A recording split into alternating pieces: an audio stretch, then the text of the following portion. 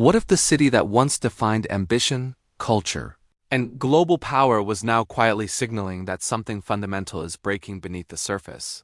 And most people are too distracted to notice? New York still glows on postcards, still fills movies with its skyline, still sells the idea of unstoppable energy. But walk slow enough, look close enough, and you might realize the illusion is slipping. Cracked streets, hollow storefronts, fatigued commuters, aging systems running on borrowed time. All around you, hints of a silent collapse accumulate like background noise no one dares name. The myth of the unstoppable metropolis depends on people moving too fast to question it. But the truth waits in plain sight for anyone willing to look straight at it. Imagine stepping into Manhattan expecting the electric rush that defined an entire era of American dominance, only to sense that something feels heavier now, slower, unbalanced. The same landmarks are there, but the atmosphere has shifted. Sociologists call it urban decay in motion. Economists call it structural exhaustion. Geographers call it the early stages of spatial decline.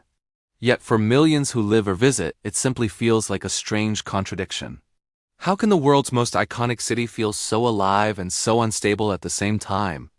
The answer lies in the accumulation of small fractures. A tourism experience that no longer dazzles, infrastructure that fails while pretending to function, public services stretched thin, and a cost of living that forces the average New Yorker into survival mode. And here's the unsettling part. Much of this collapse isn't loud or sudden, it's subtle. A subway entrance closed without explanation. A block lined with shuttered stores, a rush hour silence that feels unnatural. A city that once defined opportunity now reveals signs of geoeconomic strain that mirror the broader weakening of American urban power. Tourists sense it without having the language for it. Residents feel it in their routines. Analysts track it in numbers that rarely make the headlines. New York is not falling in a dramatic cinematic freefall. It is eroding in slow motion, losing pieces of itself in ways that become visible only when you compare what it is now to what it once was. As you listen to this, ask yourself, have you experienced this shift firsthand? That strange moment when New York felt less like a promise and more like a warning?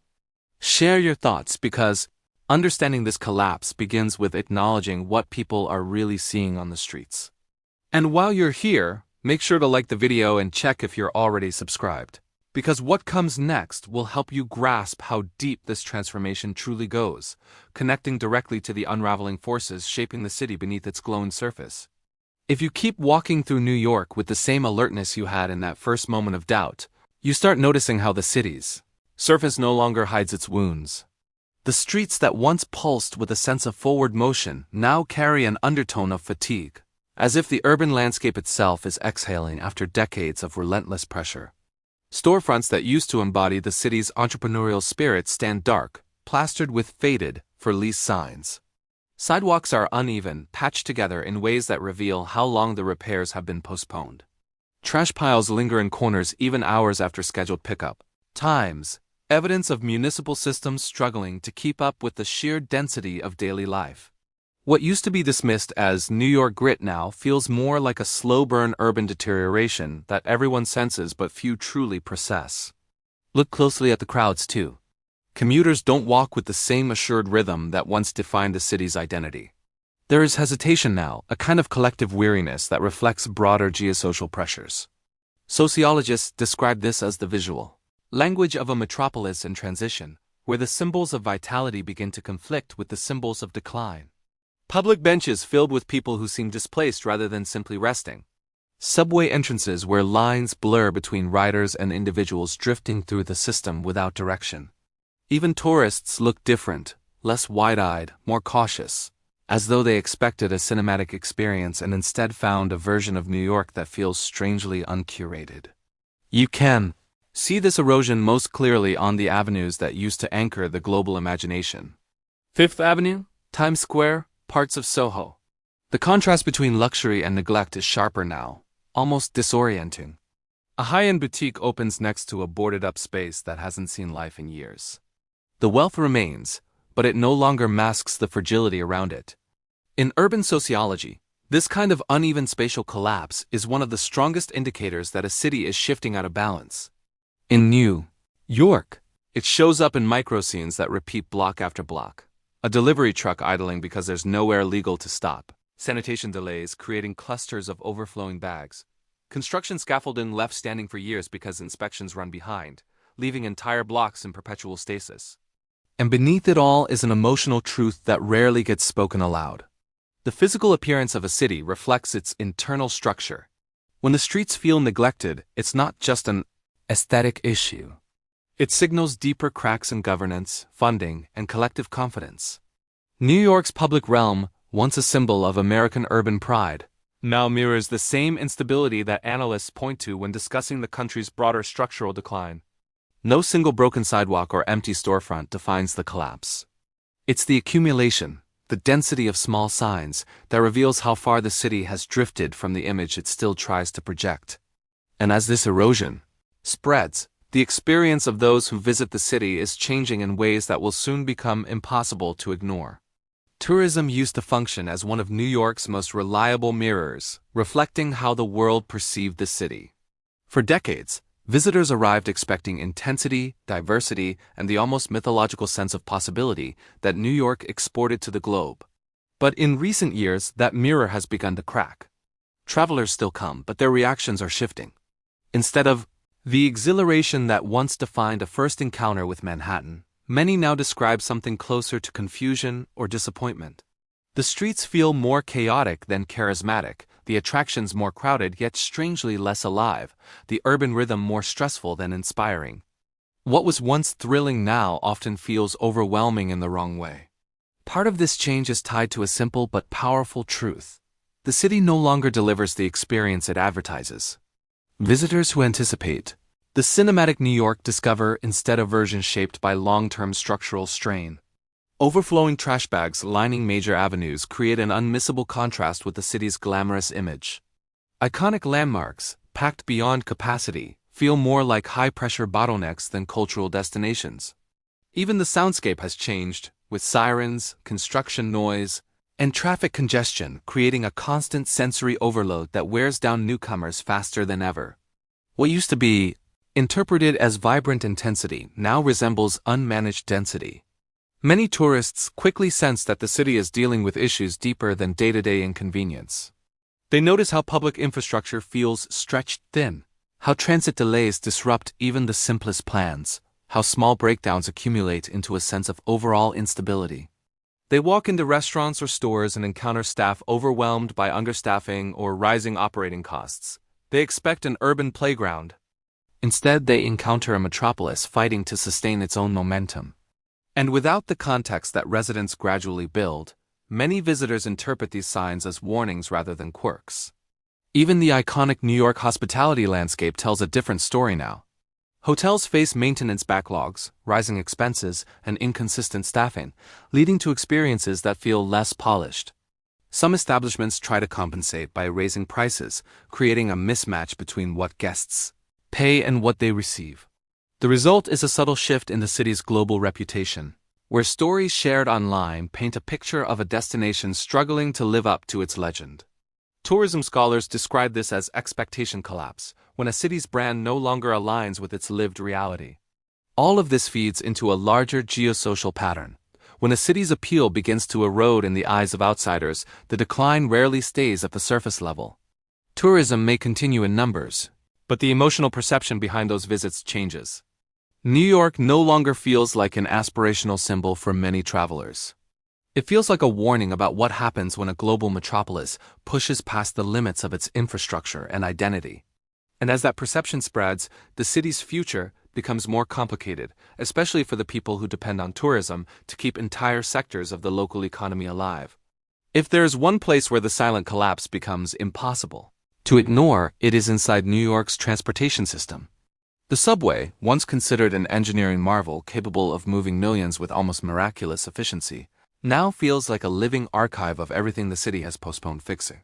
The peeling paint, the water dripping from ceilings decades past their intended lifespan, the erratic service changes that seem to appear without warning, all point to a system strained far beyond its original design.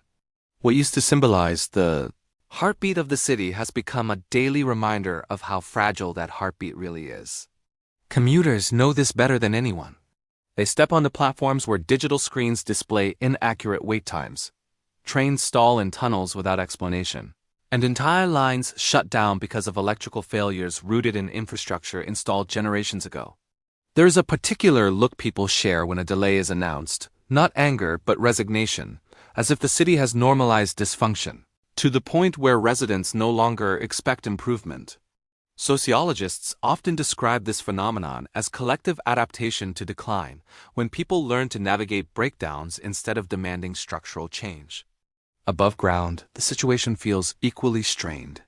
Buses crawl through congested avenues at walking speed, caught between outdated street layouts and a rising number of delivery vehicles competing for limited curb space.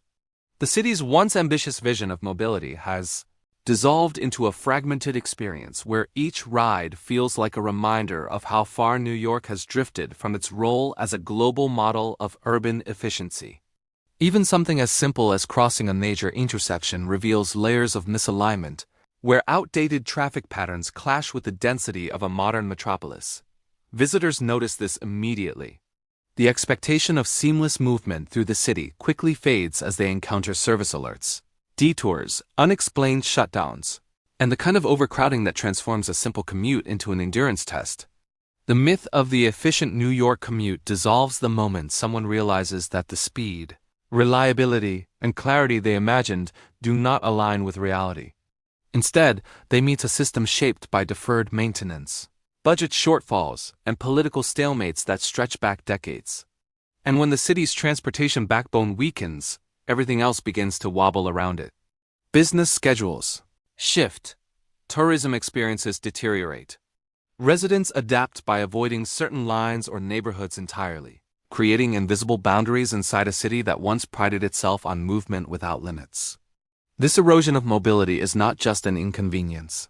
It is one of the clearest indicators of a metropolis approaching structural imbalance. When people can no longer trust the system that moves them, their relationship with the city itself begins to transform in profound ways. If you have ever felt this tension firsthand, that moment when the train stalls in a dark tunnel or the bus never arrives, share what you noticed. These experiences reveal more about the state of New York than official reports ever will, and your perspective helps map the reality beneath the surface. For anyone trying to live in New York rather than simply passing through it, the sense of silent collapse becomes even more personal. The cost of existence in the city has stretched far beyond the boundary of sustainability, transforming what used to be a test of resilience into something closer to a long-term emergency. What was once framed as the unavoidable price of living in a global metropolis has now become evidence of deep structural imbalance. Residents are not chasing opportunity.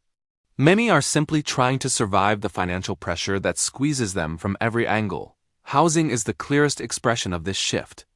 Apartments that would once have been considered modest now consume most of a person's income, while units deemed affordable exist mostly as political talking points rather than accessible realities. Entire neighborhoods that once served working-class families have transformed into enclaves where only high-income earners can breathe comfortably. Meanwhile, buildings with aging infrastructure continue rising in price, a contradiction that exposes the distorted dynamics shaping the urban economy. Sociologists refer to this as spatial inequality acceleration. When a city's physical geography becomes a map of financial desperation, and the pressure does not end at rent. Everyday life in New York has taken on the weight of a city pushed beyond its economic limits. Groceries, transportation, utilities, childcare, medical appointments, everything reflects the widening gap between wages and the true cost of stability.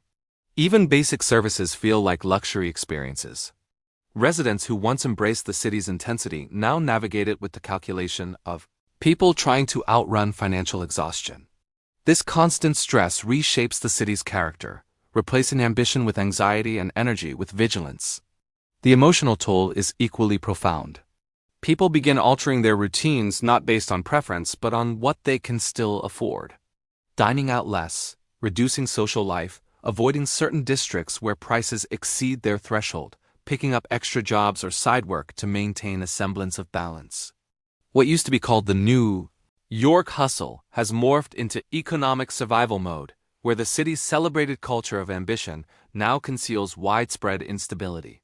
Geopolitically, this crisis mirrors broader patterns across American urban centers. The same forces: rising inequality, wage stagnation, speculative real estate markets, decaying infrastructure intersect in New York with greater intensity due to its symbolic and economic weight. The city becomes a case study of national decline playing out at street level.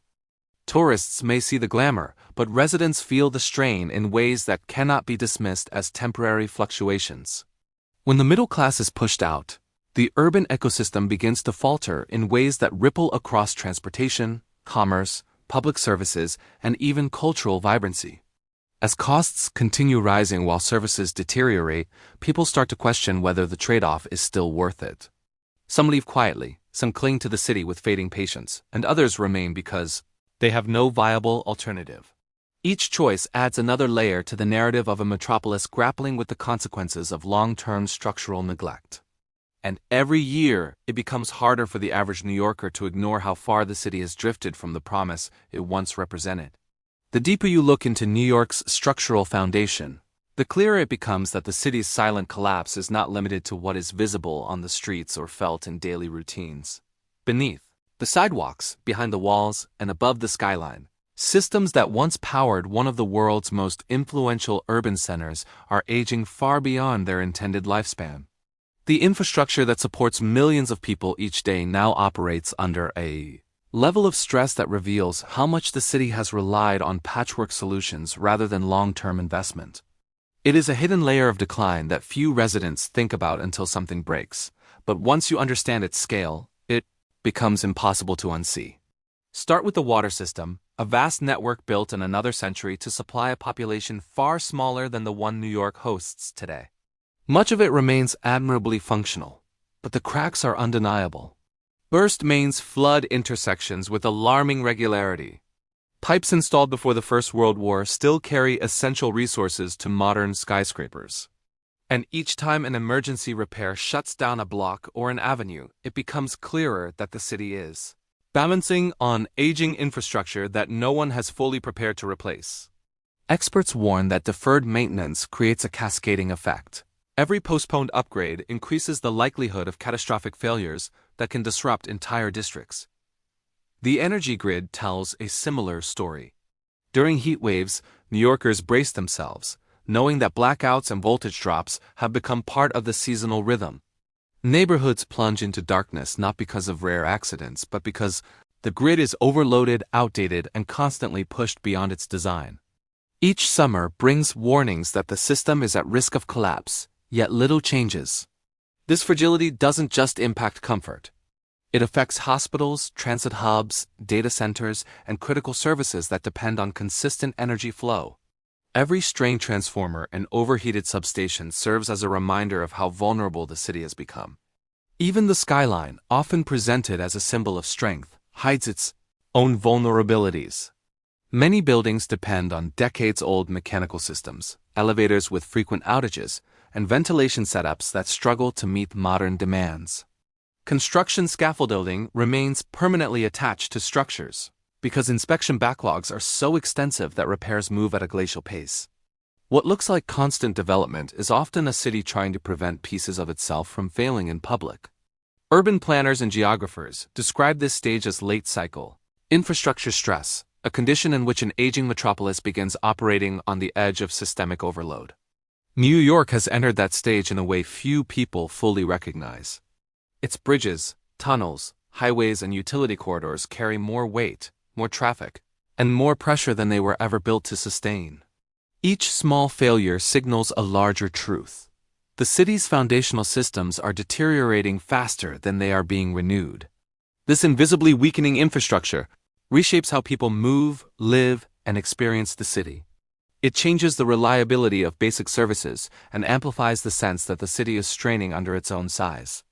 And as these hidden cracks widen, the consequences begin to surface in places that once felt untouchable, setting the stage for deeper transformations that can no longer be ignored. One of the most revealing signs that New York is entering a silent collapse is the steady, almost camouflaged departure of the very people and industries that once defined its power. The city has always experienced cycles of migration, but what is happening now carries a different tone. It is not driven by temporary discomfort or short-term economic turbulence. It is the result of long-term structural pressures that have pushed workers, families, and corporations toward the exits with a sense of inevitability. This quiet exodus reshapes the geosocial fabric of the city in ways that statistics alone cannot capture. For decades, New York attracted talent with a gravitational pull unmatched by any other American metropolis. Artists, academics, financiers, tech workers, and immigrants arrived believing the city offered opportunities impossible to replicate elsewhere. But that magnetism has weakened. The cost of living no longer matches the quality of life. Remote work has diminished the need to be physically present. Companies have realized that renting vast Manhattan offices is no longer essential for productivity or prestige. What used to be an unstoppable inflow has become a slow outward drift, forming a pattern urban sociologists describe as demographic weakening. Corporate relocation amplifies this trend. Entire departments shift to states with lower taxes and lower operational costs. Headquarters that once symbolized New York's economic dominance now operate with reduced staff or hybrid models that hollow out local workforces. When businesses leave, they take more than jobs. They take foot traffic, consumer demand, neighborhood vitality, and municipal revenue. The economic ecosystem that supported restaurants, stores, service workers, and cultural venues begins to unravel block by block. Residents feel this change every day. Apartment buildings that once had long waiting lists now quietly struggle with vacancies. Local businesses that depended on office worker crowds face declining sales. Subway stations see lighter rush hour flow in neighborhoods that once pulsed with corporate energy. Even the atmosphere inside public spaces feels different, as though parts of the city are running at half speed. The departure of workers doesn't just reduce population density. It shifts the emotional temperature of the city. This is the kind of transformation that rarely makes headlines because it happens gradually, through thousands of individual decisions rather than dramatic announcements. Families who leave because they can no longer manage the cost of raising children in a space-constrained environment. Young professionals who decide the trade-offs are no longer worth it. Retirees who realize their pensions will go further elsewhere. Workers who keep their New York jobs but conduct them from apartments in entirely different states.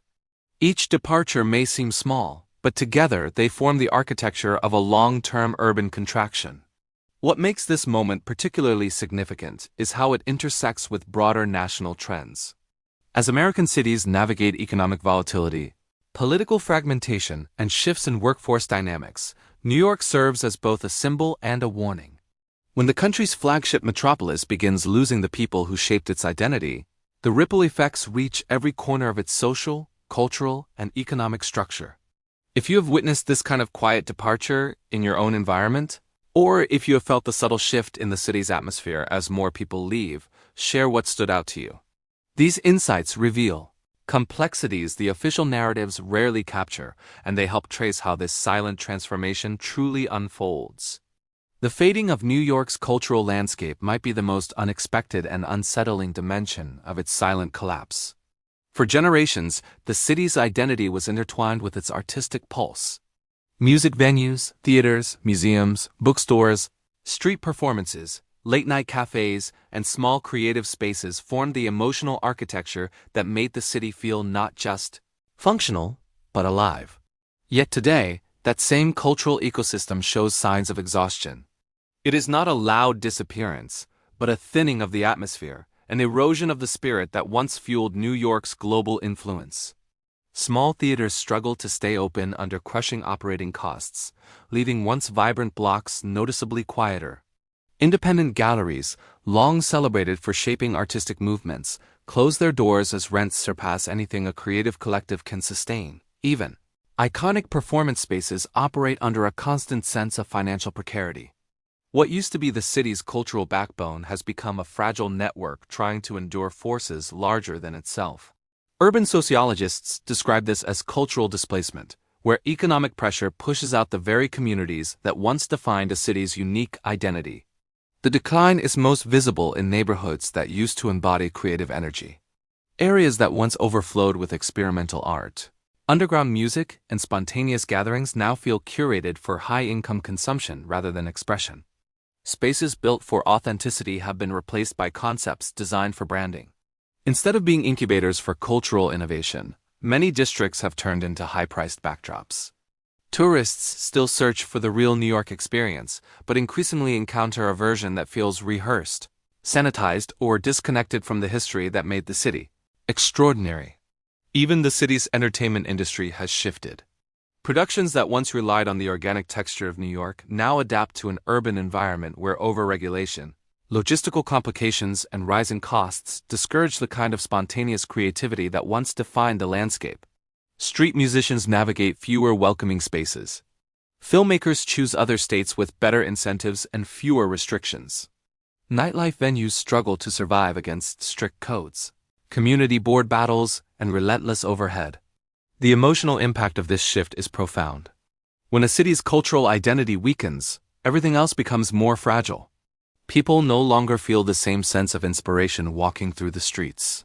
The unpredictability and artistic tension that once made New York intoxicating give way to something more restrained, more commercial, less magnetic.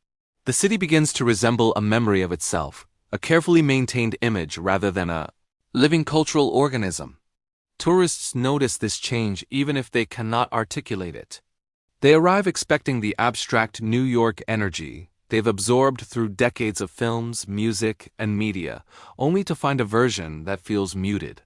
They sense that the iconic scenes they imagined are harder to find, buried beneath layers of economic pressure and urban strain. Visitors who came to feel creativity now find themselves navigating a city where the cultural heartbeat has grown faint, compared to its legend. What emerges is a city divided between what it still claims to represent and what its streets now reveal.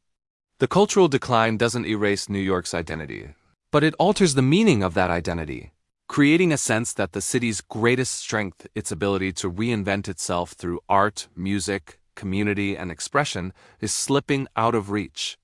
And as this erosion continues, the consequences reach into every aspect of the urban experience, shaping how residents, visitors, and the world at large interpret what New York is becoming. Perhaps one of the most defining elements of New York's silent collapse is the subtle but powerful transformation in the way people perceive safety. Crime statistics fluctuate year to year, but the emotional landscape around security has shifted in a way that numbers cannot fully explain. For many residents and visitors, the city now carries an undercurrent of caution, a sense that the social contract that once held everything together has weakened at its edges. It is not about fear in a dramatic sense. It is about the erosion of trust in the mechanisms that once kept the city functioning with a sense of predictable order. Public spaces illustrate this change with striking clarity. Subways that once symbolized the city's collective resilience now often feel tense, unpredictable, or simply neglected. Platforms are filled with a mix of hurried commuters, exhausted workers, mentally distressed individuals, and tourists trying to decipher an environment that feels far more chaotic than they expected. Incidents that once felt unusual now blend into daily background noise. People glance around more often. They stand a little farther from the edge of the platform. They calculate which car to enter not for convenience but for security. The psychology of urban mobility has changed. Above ground, the atmosphere mirrors that tension. Commercial districts that once thrived with bustling foot traffic now carry pockets of emptiness, where closed storefronts create stretches of dark, unmanaged spaces. When commerce thins out, safety perceptions deteriorate, even if actual crime numbers do not spike dramatically. Urban sociologists describe this as environmental vulnerability, where the physical layout of a neighborhood amplifies the emotional sense of instability. In New York, this feeling spreads through areas that previously felt impermeable to decline. Tourists, who often experience the city without the long-term context residents possess, respond to these signals even more intensely. Many arrive with an image shaped by movies, media, and decades of pop culture portraying New York as both thrilling and safe within its chaos. But what they encounter today is different.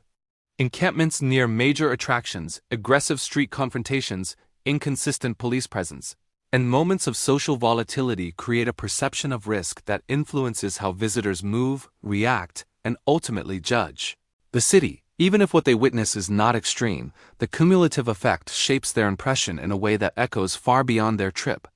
Meanwhile, residents have adapted to these changes in ways that reveal the deeper psychological toll. People avoid certain stations after specific hours.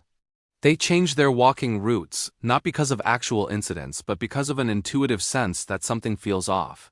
Neighborhoods once celebrated for nightlife now empty earlier, not by mandate, but by collective instinct.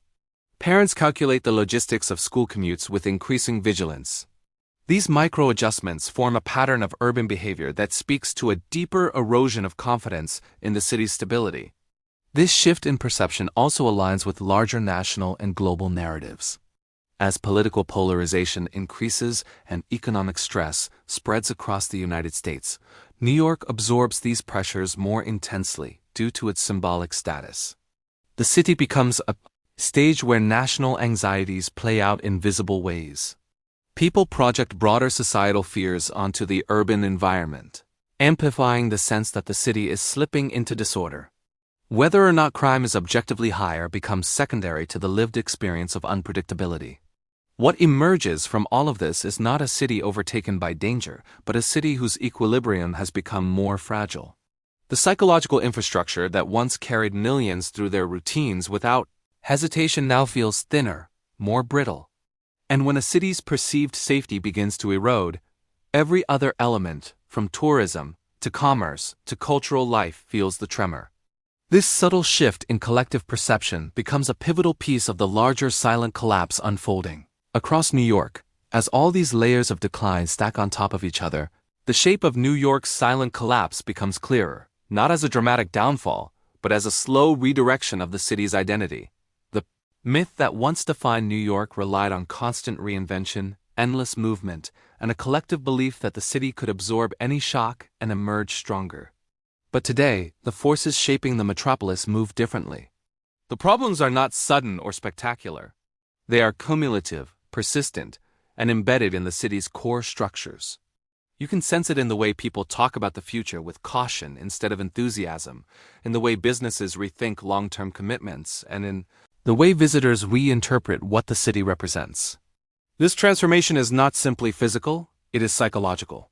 New York's greatest strength was never just its skyline or its density. It was the confidence people felt when stepping into its streets, the belief that the city operated on a different wavelength from everywhere else. That belief held the city together even during moments of crisis. But now, that shared certainty is weakening, replaced by a quiet acknowledgement that the systems meant to sustain the city are no longer functioning with the reliability they once had.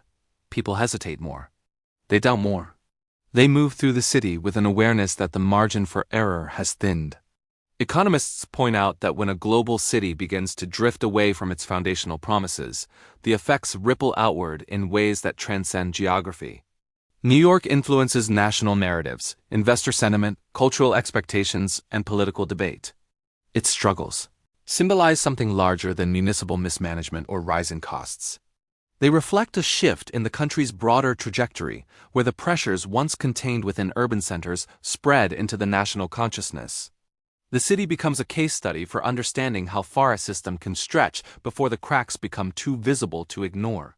Yet for all its instability, New York remains a city that refuses to declare its own weakness.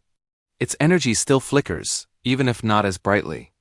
People still chase possibility here, even if the climb is steeper.